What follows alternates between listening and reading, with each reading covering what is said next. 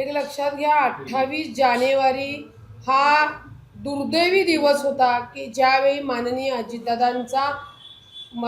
अजितदादांची घटना झाली। तो अपघात आहे का घात आहे याचे पुरावे सातत्याने आम्ही मागतो। आमच्या समोर आज जवळजवळ मला वाटतं 19-20 दिवस झालेले आहेत। कोणताही फुटेज म्हणजे जाण्याचा व्हिडिओ असेल किंवा विमानाचे पायलटचा प्रश्न असेल, विमान खाली उतरण्याच्या सूचना कोणी दिल्या, विमान का खाली उतरवलं, अनेक प्रश्न आहेत की जे आम्ही विचारलेले आहेत। आम्ही माननीय मुख्यमंत्र्यांना सुद्धा पत्र दिलेलं, निवेदन दिलेलं आहे। माननीय मुख्यमंत्र्यांनी पण आम्हाला आश्वासित केलं की ज्या ज्या चौकशा लावून सत्य बाहेर मिळेल ते तुमच्या समोर, महाराष्ट्राच्या जनतेसमोर ठेवणार। परंतु काल अचानक बातमी आली की तो ब्लॅक बॉक्स जो आहे तोच जळालाय। म्हणजे जसं जसं दिवस चाललेले आहेत तसं तसं पुरावे मिळण्याच्या गोष्टी अदृश्य होत चाललेले आहेत आमच्या समोरनं। आणि म्हणूनच मी सांगितलं की खरंच आम्ही संयम ठेवलेला आहे। आम्हाला कुठल्याही याच्यामध्ये राजकारण करणं तर आम्ही शक्यच नाही, कारण का आमचा बाप माणूस, आमचं दैवत गेलेला आहे। आम्हाला फक्त सत्य समोर येणं गरजेचं आहे। ज्या यंत्रणा आहेत त्या यंत्रणांनी हे सत्य लवकरात लवकर समोर आणणं गरजेचं आहे। 19 आणि 20 दिवस झाल्यानंतर, 19-20 दिवस झाल्यानंतर सुद्धा जर साधे विमानात म्हणजे विमानात बसतानाचे विमानतळाचे फुटेज येत नसतील, बर जे पायलट बदलले गेलेत, जे कोणी आधीचे पायलट आहेत त्यांचाही कुठेही आम्हाला संदर्भ किंवा मीडिया समोर ते दिसत नाहीयेत। आणि अनेक काही आता इन्व्हेस्टिगेशन आम्ही सुद्धा करतोय, तर त्याच्यामध्ये ज्या काही आम्हाला गोष्टी वेगवेगळ्या दिसतायत त्या भयान आहेत। तरी आम्हाला नुसत्या कुठल्या गोष्टीवर म्हणजे मीडिया समोर बोलून की आरोप करायचे असं नाही, तर आम्हाला त्याचे मी 10 वेळा सांगते की पुराव्यासहित अहवाल आमच्या समोर ठेवा, तर आम्हाला कळेल माननीय अजितदादांचा अपघात आहे का घात आहे। आता जेवढा काही गोष्टी आपल्या समोर आहेत त्याच्यावरनं तरी एक लक्षात घ्या, जेव्हा सत्य बाहेर येत नाही किंवा सत्य अडखळतं किंवा अडकवलं जाते की लवकर समोर येत नाही, तर संशयाची धुरी ही वाढते। आणि हीच आमची म्हणजे पदाधिकारी कार्यकर्त्यांची, आमदारांची आणि त्याचप्रमाणे महाराष्ट्रातल्या प्रत्येक जनतेची सुद्धा वाढलेली आहे। तुम्हाला खोटं वाटेल, एक एक माणूस फोन करून जेव्हा आम्हाला विचारतो तेव्हा म्हणजे दादा अचानकपणे सोडून गेलेत आणि आम्हाला परीक्षेसाठी इथे जिवंत सोडले का काय, की तुम्ही काय करताय, तुम्ही दादांचे निष्ठावंत प्रामाणिक, मग दादांसाठी आवाज का उठवत नाही, तुम्ही दादांसाठी विचारत का नाही। ज्या माणसाने लोकांची फोनवरनं कामं प्रश्न सोडवलेत त्या माणसाचा अशा पद्धतीने जे काही घटना घडलेली आहे याचे पुरावे तुम्ही का मागत नाही, ताई तुम्ही आक्रमक का होत नाही, तुम्ही आंदोलन का करत नाही, आणि अनेक प्रश्न म्हणजे आमच्या कार्यकर्त्याच्या डिग्निटीवर आता प्रश्नचिन्ह निर्माण व्हायला लागलेले आहेत। मग त्या द्विधा आणि अत्यंत दुःख मनाने मी आजची पोस्ट केली आहे। खरंच संयम ठेवलेला आहे। आम्हाला गांडूची अवलाद समजू नये। आम्हाला लवकरात लवकर माननीय अजितदादांचं जे काही घटनेचं सत्य आहे ते पुराव्यानिशी आमच्या समोर, महाराष्ट्राच्या समोर ठेवण्यात यावं। ब्लॅक बॉक्स मिळाल्याची माहिती तुम्ही असं म्हटलं की काल बातमी आली, तो परदेशात पाठवला जाणार आहे। महत्त्वाचा जो पुरावा असतो तो ब्लॅक बॉक्स मध्ये रेकॉर्ड होतो, नक्की वेळ का लागतो, म्हणजे रिकव्हर व्हायला वेळ लागतो की काय, संशय नक्की कोणावरती आहे? आम्हाला तेच कळत नाहीये की ब्लॅक बॉक्सच हा महत्त्वाचा हे असतो। बर तो जळाला त्याचा एक अभ्यासाचा विषय फार वेगळा आहे, त्याच्या बाबतीत सुद्धा आम्हाला जे तज्ञ लोक आहेत, एक लक्षात घ्या आमच्या सुद्धा स्वतःच्या एजन्सीज आहेत, तपास यंत्रणा आहेत प्रायव्हेट याच्यामध्ये, त्यांच्याकडनं सुद्धा ते मेसेज आम्हाला आले आहे की ब्लॅक बॉक्स कधी जळतो, किती तापमानामध्ये जळतो, त्याची किती क्षमता आहे। परंतु आम्ही हे देण्यापेक्षा जी सक्षम यंत्रणा आहे, ज्या सक्षम यंत्रणेकडे याचा अधिकार आहे त्यांनी हे समोर आणणं गरजेचं आहे। आता ब्लॅक बॉक्स मधल्या समोर येत नाही म्हणून तुम्ही परदेशात पाठवणार, परत 15-20 दिवस घेणार, परत 15-20 दिवसानंतर नवीन कुठलं तरी हा पुरावा सापडत नाहीये किंवा हे सापडत नाही हे सांगणार, अशा अनेक गोष्टी ज्या आहेत या खरंच खूप संशयाच्या चक्रामध्ये अडकलेल्या आहेत। आणि तसं तसं आमचं सुद्धा मनाचं खच्चीकरण होत चाललंय, आमचं संयम सुटत चाललेला आहे।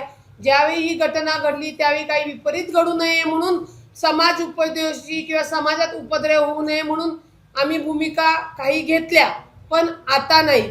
त्याच भूमिकेमध्ये आम्ही की शांतता राहावी, कायदा सुशांतता राहावी, समाजात ते हे वाद होऊ नये, लोकांचा काय म्हणतो आपण एक आक्रोश उभा राहू नये, याच्यासाठी अजून आम्ही धीर नाही धरणार। कारण का लोकांमधला आक्रोश आमच्यापर्यंत पोहोचून आता आमच्या कार्यकर्त्यांच्या आणि दादांच्या लोकांवर प्रश्नचिन्ह निर्माण होत आहेत। आम्ही जर लोकांना म्हणजे दादा दुसऱ्या मिनिटाला लोकांना न्याय द्यायचे, त्या माणसाचं जर सत्य बाहेर यायला एवढा वेळ लागत असेल तर ती अत्यंत खेदाची गोष्ट आहे। आणि जसा जसा या तपास यंत्रणेंना वेळ लागेल तसा तसा महाराष्ट्रातला कार्यकर्ता आणि पदाधिकारी पेटून उठेल आणि मग जे काही घडेल त्याला जबाबदार मला वाटतं जे पुरावे उशिरा येत आहेत, ज्या चौकशा समोर उशिरा येतात त्या असणार आहेत। कारण का मी अशी कार्यकर्ता नाही की हां दादा वारलेत आपले ते ठीक आहे, आपलं काहीतरी राजकीय भवितव्य बघायचं, जाऊ दे गेलेत तर गेलेत, यातली मीही नाहीये, दादांचे मावळेही नाहीयेत आणि महाराष्ट्रातली जनता सुद्धा त्यातली नाहीये, हे लक्षात ठेवा।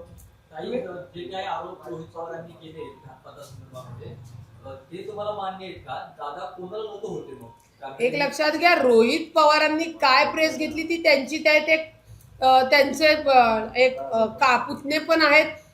आम्हाला रोहित पवारांनी घेऊ द्या, नाहीतर अजून कोणी घेऊ द्या, नाहीतर अजून तिराईत कोणी घेऊ द्या, त्यातले जे जे लोक बोललेली आहेत ते जर त्या तपास यंत्रणेशी मॅच होणारे असतील किंवा तो तपास माननीय दादांचा समोर येणार असेल तर निश्चित अशा त्या गोष्टींचा विचार केला गेला पाहिजे। पण याच्या मागे एकच उद्दिष्ट आहे की आमच्या अजितदादांचं सत्य, घटनेचं सत्य पुराव्यानिशी समोर आले पाहिजे।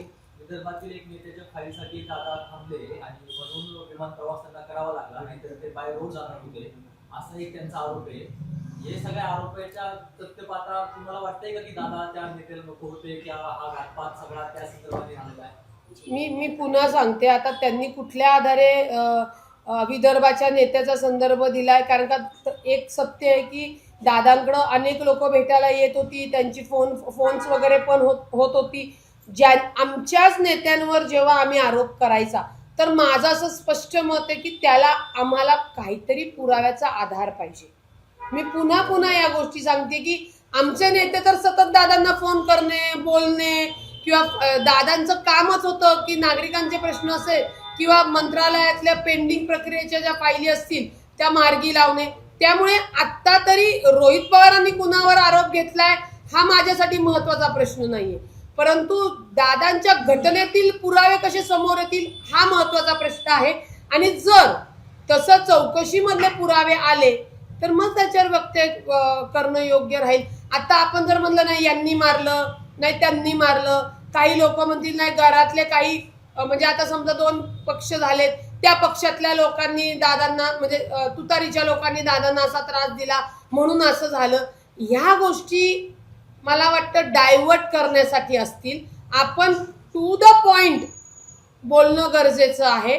त्यामुळे या घटनेचे पुरावे तातडीने त्या सक्षम यंत्रणेने, पुन्हा सांगते सक्षम यंत्रणेने, कारण का CID खरंच तो तपास त्यांच्या कार्यक्षेत्रात नसेल तर करू शकणार नाही। मग ज्या काही एजन्स्यांकडनं तपास करून घ्यायचा आहे किंवा जे काही रोहित पवारांनी सांगितलं त्यातल्या ज्या बाकीच्या गोष्टी त्यातनं सत्य बाहेर येण्यासाठी एक वकील म्हणून ते पॉइंट जेव्हा पटतात तर त्या यंत्रणेने तो तपास होणं गरजेचं आहे। आणि तसंही मुख्यमंत्री साहेबांनी आम्हाला आश्वासित केले, जी जी चौकशी लावायची आहे ती लावण्यात येईल आणि अजितदादांचं सत्य तुमच्या समोर आणि महाराष्ट्राच्या जनतेसमोर ठेवण्यात येईल, हे मुख्यमंत्री देवेंद्र फडणवीस साहेबांनी आम्हाला आश्वासित केलेले जेव्हा आम्ही निवेदन दिले।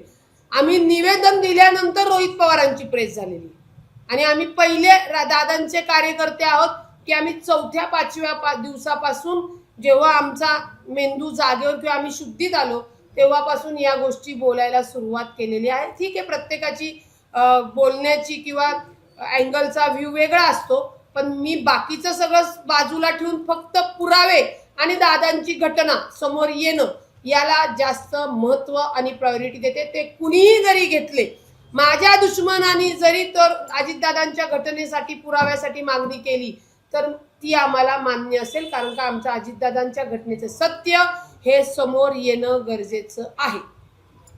तुम्ही असं म्हणतात पोस्टमध्ये की मी कुठल्या पदासाठी किंवा शांत बसणारी मी कार्यकर्ते नाही, म्हणजे पक्षातल्या नेत्यांना तुम्हाला सुचवायचं आहे का की नाही, मला पक्षातल्या नेत्यांना सुनावण्यापेक्षा मला महाराष्ट्रातल्या कार्यकर्ते आणि पदाधिकारी बंधू भगिनींना हे सांगायचे की आता जे दादाचे विश्वासू खमदे कार्यकर्ते आहेत, दादा गेल्यानंतर आपली राजकीय परिस्थिती कशी राहील, मग आपल्याला कोण सांभाळून घेईल, दादा नाही आहेत तर आपला पाठराखा कोण, अशा काही भूमिकेत किंवा द्विधा मनस्थितीत आमचे कार्यकर्ते आणि पदाधिकारी आहेत. तर मला त्यांना सांगायचंय, ज्या माणसाने आपल्याला राजकारणात उभं केले त्याच्यासाठी कोणी तो नसताना कोणीतरी आपल्याला उभं करेल किंवा त्या उभं करण्याच्या दृष्टिकोनातनं हे गप्प बसणार असतील, शांत बसणार असतील तर त्यातली रुपाली पाटील ठोंबरे नाहीये. मला त्याच्यामध्ये म्हणजे मी पुन्हा सांगते की दादांच्यामुळे मी राष्ट्रवादी काँग्रेस पक्षात आले. दादा नाहीयेत म्हणल्यानंतर मला वैयक्तिक त्या राजकारणामध्ये थांबण्याची इच्छा नाही, परंतु जी घटना घडलेली आहे त्या अजितदादांनी जो विश्वास जो कार्यकर्ते भगिनींना समस्त महाराष्ट्रातल्या लोकांना दिलेला आहे त्याची परतफेड, त्याचे ऋण आमच्या अजितदादांच्या चरणाशी देण्याचं माझं काम असेल आणि त्याचप्रमाणे इतर पदाधिकाऱ्यांचं पण असावं. यासाठी ती हे पक्षातल्या नेत्यांना नाही, माझ्या सोबत माझ्या काम करणाऱ्या सहकारी बंधू भगिनींना हा संदेश आहे की राजकारणात पदाला लालचा घेऊन नेत्याचा विसर पुरावा बाहेर आणण्यासाठी मागे थांबू नका. तर ज्या माणसाने आपल्याला नाव रूपाने दिलं, मदत केली, त्याच्यासाठी खुल्या दिल्याने पुढे येऊन ते सत्य समोर आणण्यासाठी उभे राहा, खचू नका, याच्यासाठीचा तो संदेश आहे. पार्थ पवारांवरती जमीन गैरव्यवहार प्रकरणामध्ये बरेच आरोप झाले. आज अंजली दमाने यांनी प्रेस घेतली. अशी एक माहिती मिळते की पार्थ पवारांना या सगळ्या प्रकरणामध्ये क्लीन चिट दिली जाते. मात्र जी मुंबईतनं माहिती आहे ती म्हणजे मुख्यमंत्र्यांचं असं म्हणणं आहे की जे प्रकरणामध्ये दोषी आहेत त्यांच्यावरती कारवाई केली जाईल. तुर्तास तरी कोणाला या प्रकरणामध्ये क्लीन चिट दिलेली नाही. पार्थ पवारांचं नाव येणं किंवा अंजली दमानिया यांनी सातत्यानं प्रेस घेणं हे काही कसं पाहता? अंजली दमानिया म्हणते की पार्थ पवारांना या प्रकरणामध्ये सुट्टी मिळणार. अंजली दमानियांनी प्रेस घ्यावी, नाहीतर दिवस रात्र प्रेसच्या इथं चटई टाकून झोपावं, आमचं काही म्हणणं नाही. परंतु अंजली दमानियांना मी सातत्याने सांगतेय की जे काही जमीन घोटाळ्याचे आरोप ते करतायत ते संविधानाने कायद्याने होणार आहे. अंजली दमानियांनी आतापर्यंत प्रेस घेऊन सांगितलं नाही, असं कसं क्लीन चिट देणार, असं कसं हे करणार. अंजली दमानिया म्हणजे संविधान आहे का? अंजली दमानिया म्हणजे न्यायाधीश आहेत का? इवन अंजली दमानिया यांच्या बुद्धीमध्ये मी भर पाडते, जरी त्या न्यायाधीश असता आणि त्यांच्या कार्यकक्षेमध्ये जर तो विषय नसेल तर त्याच्यावर ते निर्णय देऊ शकत नाही. जे जे विभागाला त्या विभागाची कार्यकक्षता दिलेली आहे. त्यामुळे अंजली दमानिया यांचे आरोप हे फक्त सुपारी घेऊन वाजवण्यासारखे आहेत आणि त्यांना जर वाटत असेल की क्लीन चिट मिळू नये किंवा मिळाल्यानंतर त्यांना संविधानाने कायद्याने सर्व दरवाजे उघडे आहेत, त्या कुठेही कुठल्याही न्यायालयात जात नाही. आणि का जात नाही? कारण का त्यांना माहिती आहे न्यायालय, मेहरबान कोर्ट अशा नुसत्या बिना पुराव्याच्या किंवा पोटतिडकीने ओरडून एखाद्याला बदनाम करणाऱ्यांच्या आरोपाला मेहरबान कोर्टात थारा देत नाही. त्यामुळे अंजली दमानियांनी कितीही ओरडलं तरीही हे राज्य संविधानाने कायद्याने जाणार. पार्थ पवार यांचा त्या जमिनीशी कायदेशीर मध्ये कुठला संबंध येत नसल्याने, त्याच्यामध्ये त्यांचा कुठलाही हस्तक्षेप नसल्याने कायद्याने त्यांना अंजली दमानिया काहीही करू शकत नाही. हा, अंजली दमानिया रोज तुमच्या समोर येणार आणि सुपारी घेऊन जे वाजवायचं आहे, कारण का राजकारण खूप बेकार आहे. अजितदादा सांगून गेले ते बरोबर सांगून गेले की राजकारण वंगाळ आहे. आता तुम्ही म्हणताल अंजली दमानियाचा राजकारणाची संबंध काय? अंजली दमानी या नावाला सामाजिक कार्यकर्त्या म्हणून पांघरून घेतलेलं आहे आणि मागणं राजकीय पार्टीच्या ज्या सुपाऱ्या वाजवायच्या आहेत त्याच्या त्या काम करतात. त्यांनी चर्चेला समोरासमोर बसावं आणि नसेल त्यांना चर्चेला बसवायचं तर मेहरबान कोर्टासमोर समोरासमोर यावं. त्यांना किती कायद्याचं ज्ञान आहे किंवा त्यांच्या वकिलांच्या मार्फत त्यांनी बोलावं, आम्ही इथं बोलायला तयार आहोत. पण हे सगळ्या गोष्टी कायद्याने संविधानाने चालणार. त्यामुळे पार्थ पवार यांच्यावर केलेले, अंजली दमानी यांनी केलेले आरोप निरर्थक आहे. याच त्यांच्या जे सामाजिक कार्यकर्ते म्हणून जी काही लोक आहेत त्यांना सगळ्यांना माहिती आहे. जे जे विनाकारण येऊन प्रेसवर फक्त दिशाभूल करण्याचा प्रयत्न करतात त्यांना संविधानी जरी अधिकार असाल बोलण्याचा, परंतु कुणाला बदनाम करण्याचा अधिकार नाही. एवढं सामाजिक कार्यकर्त्याचं पांघरून घेतलेल्या लोकांनी लक्षात ठेवा. राजकीय पक्षांची सुपारी दमानी वाजवतात. पवारांची सुपारी कोणत्या राजकीय पक्षाने? कोणत्या पवारांची? अजित पवार. ती जी काही कुठल्या राजकीय पक्षांनी दिली आहे का कुठल्या व्यक्तींनी दिली आहे का याच्या मागे कुठली जी काही स्वतःला ब्रेन समजणारी टोळी आहे, थोडे या यंत्रणाचे पुरावे येऊ द्या. लक्षात घ्या, आमच्याकडं पुरावे असते तर आम्ही समोर दिले असते. त्यांचं फक्त पुराव्यानेशी नाव येऊ द्या. मग ती कुठलाही राजकीय पक्ष असो, राजकीय कोणतीही व्यक्ती असो किंवा खूप मोठी स्वतःला समजणारी टोळी असो, त्यांनाही कशा पद्धतीने उत्तर द्यायचंय त्यांनाही नाही ना. जर तुम्हाला सांगते की म्हणजे मी व्यक्त नाही, मी कृतीतनं करून दाखवणारी रुपाली पाटील ठोंबरे आहे, ते तुम्हाला दिसेल. कारण का मी साम दाम दंड भेदाने लढणारी महिला आहे आणि अजितदादांची कार्यकर्ती भगिनी आहे. त्या पुण्याच्या महापौरांवर तुम्ही टीका केली आहे की भाजपनं त्यांची कार्यशाळा घ्यावं. काय नेमकी टीका केली आहे? महापौर पद घेऊन त्यांना अजून 8-10 दिवस झाला नाही. तुम्ही त्यांचं एक लक्षात घ्या, पुण्याच्या महापौर या जवळजवळ 3-3.5 वर्षानंतर म्हणजे 3-3.5 वर्षापर्यंत तर प्रशासकीय होतं. जर भाजप जिंकून भाजपच्या नगरसेविका ज्या बिनविरोध निवडून आलेल्या आहेत, सौ मंजुषा दीपक नागपुरे या पुण्याच्या महापौर झालेल्या आहेत आणि पुण्याच्या महापौर झाल्यानंतर त्यांना पक्षाच्या पदाधिकारी कार्यकर्त्यासारखं वागणं हे गैर आहे. कारण का महापौर पद हे संविधानिक आहे. त्याच्यामुळे भाजप आणि काँग्रेस पक्षामध्ये जी काही आंदोलनं झाली त्या आंदोलनामध्ये आमच्या पुण्याच्या महापौरांनी सामील होणं योग्य नाही.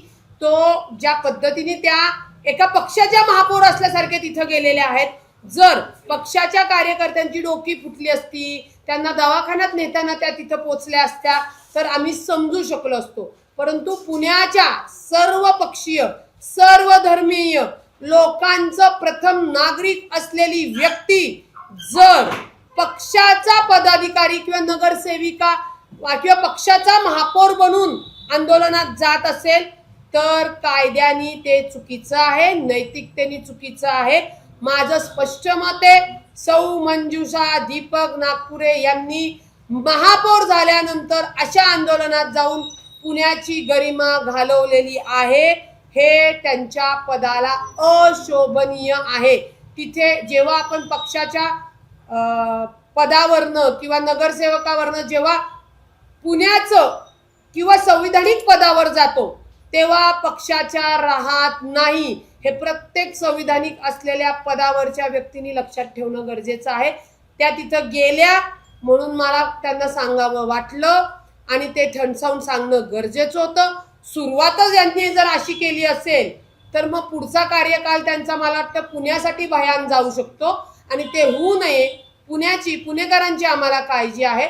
म्हणून सांगितलं की भाजपच्या नेत्यांनी खास करून माननीय मुख्यमंत्री साहेबांनी या निवडून आलेल्या नवनिर्वाचित असतील किंवा नगरसेवक असतील यांचा क्लास घेणं गरजेचं आहे.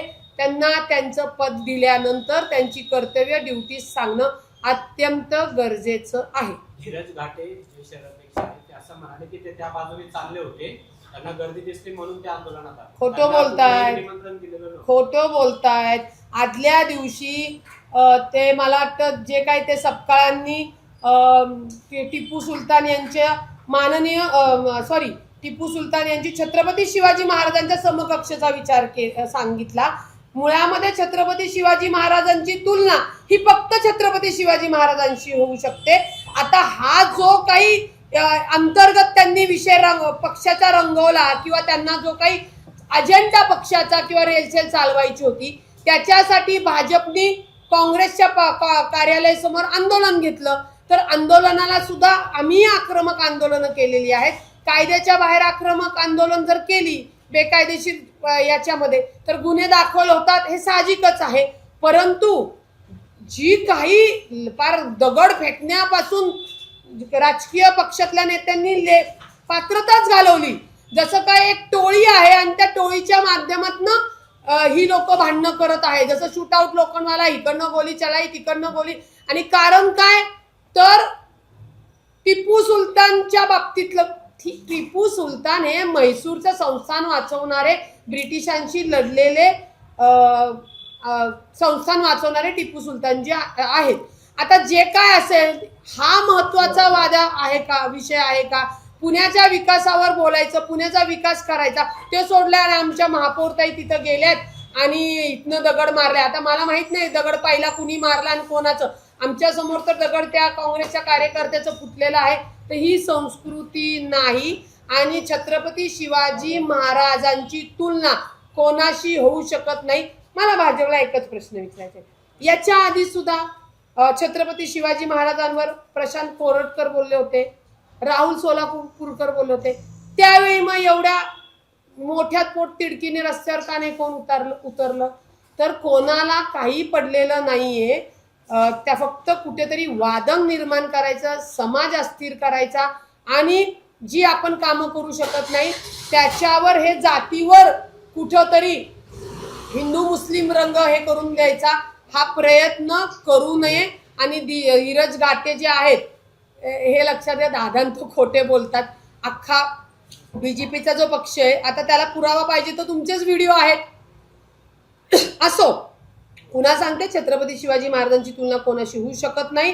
पण ज्या वेळी एखाद्या विरोधा पक्षातला बोलला असेल किंवा त्याला समजवायचं असेल तर अशा पद्धतीने जो काही आंदोलन भाजपने केलं तर स्वपक्षातले जेव्हा सुद्धा अशी त्यांची जीभ सरकते त्यावेळी त्यांच्या कानाखाली मुस्काटात देऊन का नाही बोलत, एवढाच माझा प्रश्न.